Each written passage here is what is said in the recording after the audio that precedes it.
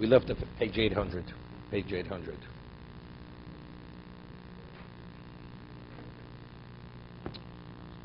He first spoke about the most extreme level of asceticism. A porush, totally removed from anything of the material, lives at the bare minimal, and he says that's not what the Torah prescribes. That level of asceticism, abstinence, Torah definitely doesn't prescribe this. But what is in accordance with what the Torah prescribes?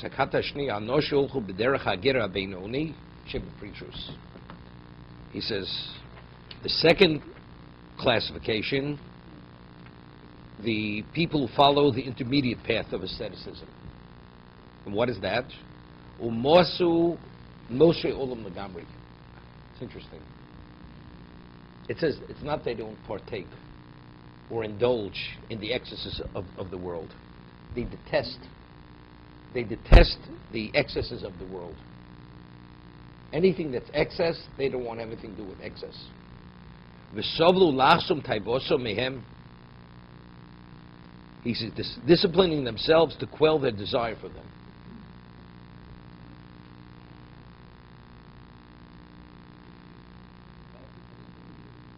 No, excess. What's excess?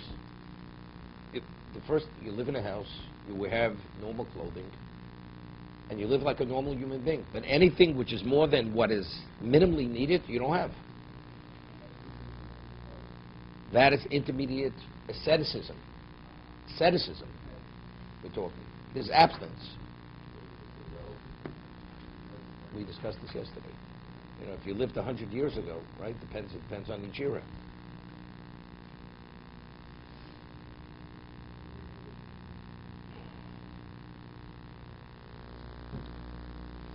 You know, I always tell over the story. There was this Jew who visited the Chovot HaLevavos in the earlier part of the 20th century. American Jew, very wealthy Jew, observant Jew. And he came to the Chovot HaLevavos, and he expected him that he lived in a mansion, you know, like the Hasidic Rebbes. You know, like they live like princes. He comes into his house, tiny little cottage, a few rickety chairs, a rickety table, a few boards knocked together with a few sarim on the shelf. And that was the home of the Chovot HaLevavos. He was like taken aback. You know, and he like he was shocked. A man of your greatness and renown lives so simply. So the Chovot HaLevavos engaged in a conversation, whatever the conversation was, which I always tell over. So he asked him, you know, where are you staying? And he was a wealthy person. He says, in the inn down the road. He says, could you describe your room? What does it look like? He says, you know, with the bed, he says, well, the springs are coming out of the mattress. What about the curtains on the window? They're faded, they're torn. What about the wash basin? The handle's broken off. He's a man of your wealth. Has that kind of accommodation? He says, Rabbi, could you realize I'm only passing through? So the Chovot HaLevavos says, I'm also only passing through. That was his response. Okay? So therefore, he doesn't need more than that.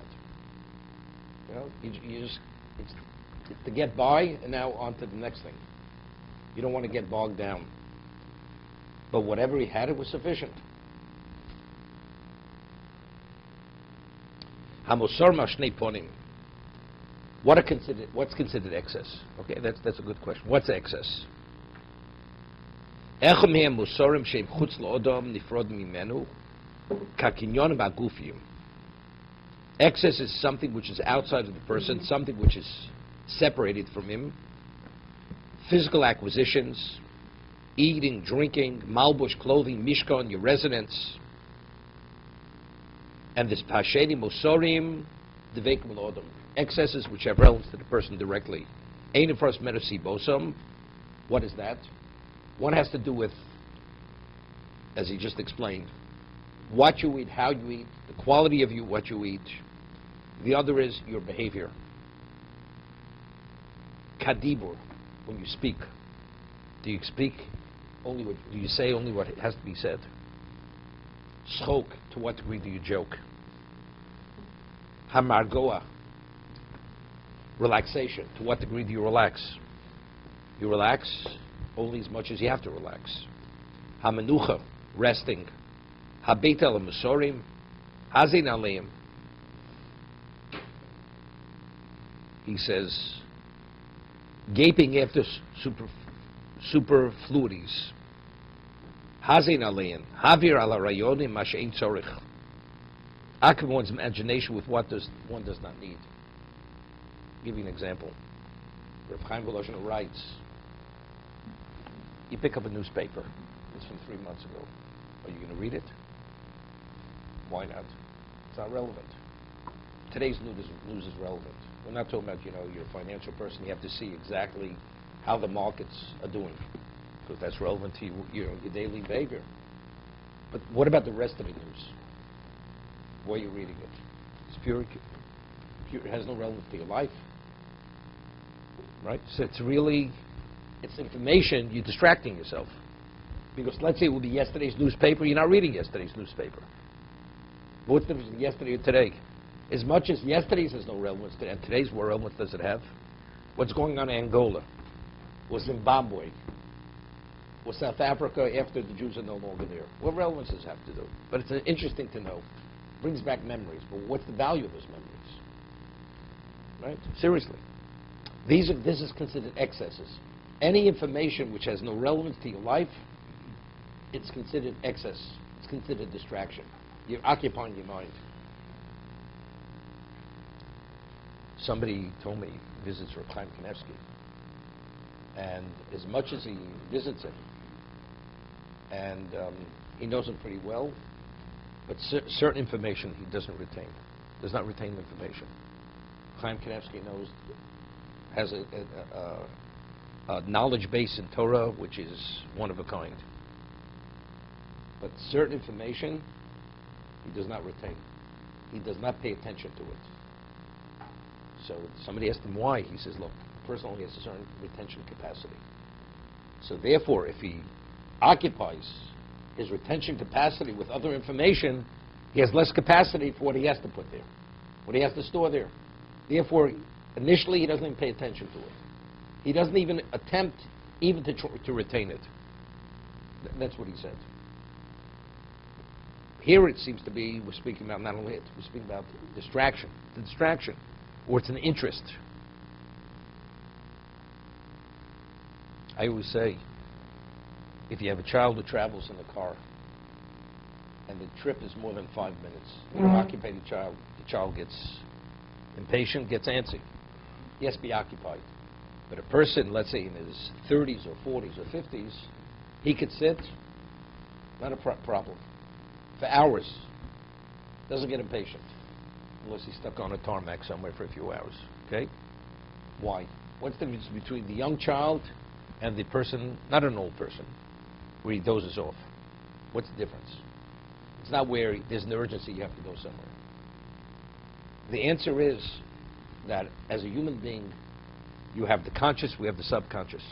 On the subconscious level, do you know how much information is stored?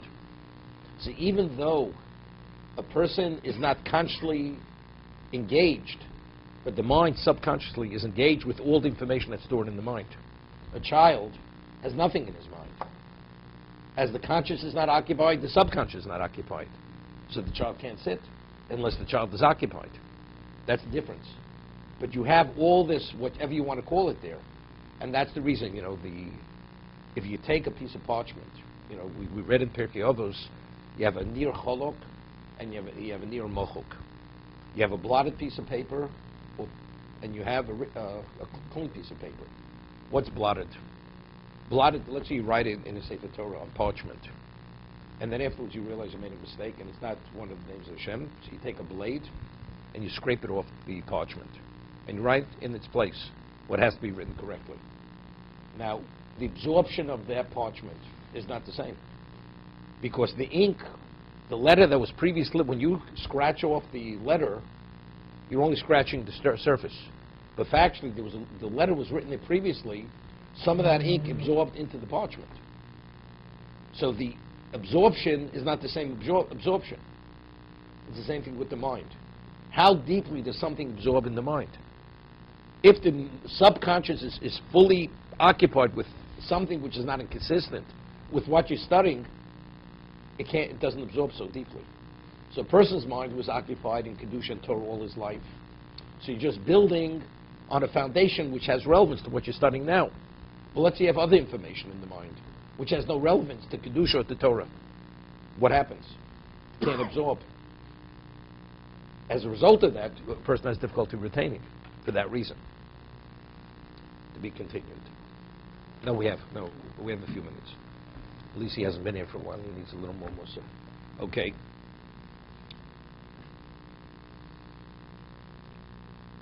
Uposkat kata zos medical kruye musorim. He says this group, this classification, has removed itself for need for all excesses.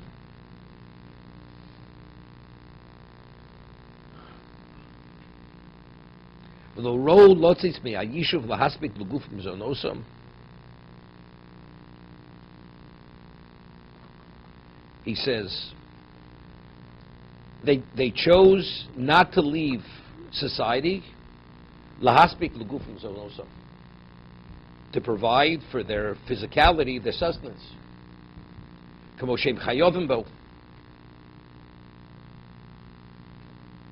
It's interesting, when we were in the desert for 40 years, what does it say regarding the month? As much as a person would gather, or as little as he gathered. You always had exactly the right amount. Right? And what sated you? You ate the month, you were sated. Clothing, whatever suit of clothing you had, was cleansed by covered by the clouds of glory. It grew on them. So what was the preoccupation other than spirituality when they were engulfed with the clouds of glory? Nothing. Whatever they had was sufficient. Food-wise, clothing-wise, every amenity. There were no excesses. Even if a person wanted to have excess, you wanted to save the money. It became putrid. You couldn't even save it. Every day there was no allocation. So it was a conditioning process that what do you have in the desert? Only what you need. So the focus was one of a kind of a focus. No distractions for 40 years. Sounds like a great place to be. Okay? They had everything. I could send you to a place like that. We'll see if you go on there. Not so quick. But I'm saying they had everything. You blame your wife on that one. Okay. No,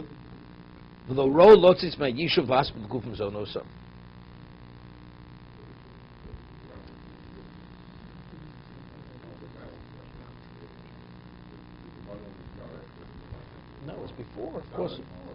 What is what they didn't need it. They didn't need it. The Raglim revealed who they were. So that means they needed that additional time, and that old generation had to pass away. Right? If there would have been that special level, being exposed only that short period would have been sufficient. No, they needed for that period that they had it. Right? But then they would have gone in immediately, because they were sufficiently spiritualized and focused. It wasn't necessary. Okay, we'll stop here.